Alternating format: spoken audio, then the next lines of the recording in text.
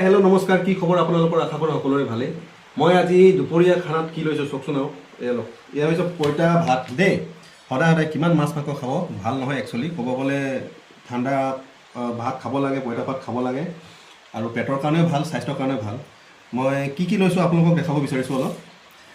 এয়া হৈছে ভাতকেৰেলা পিটিকা, বন্ধাকবি চব্জি আৰু এয়া হৈছে চালাড আৰু নেমু এপিচ, আৰু এয়া হৈছে মেইন বস্তুটো পইতা ভাত, আৰু লগত মোৰ প্ৰিয় ভোট জলকীয়া এটা দেই।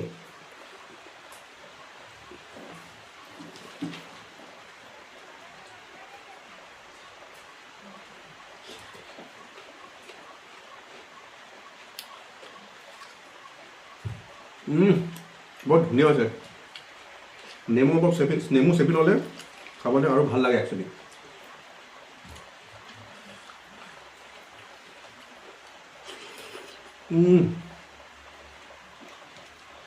বহুত টেষ্টি দেই। আপোনালোকে খাই চাব, কোনে কোনে খাই ভাল পায় কমেণ্টত জনাবচোন দেই।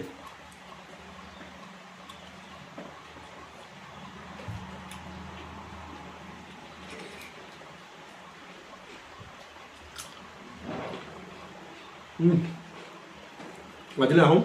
ভাল পালে লাইক, কমেণ্ট, শ্বেয়াৰ আৰু ফ'ল' কৰিবলৈ নাপাহৰিব। বাই বাই গাইছ।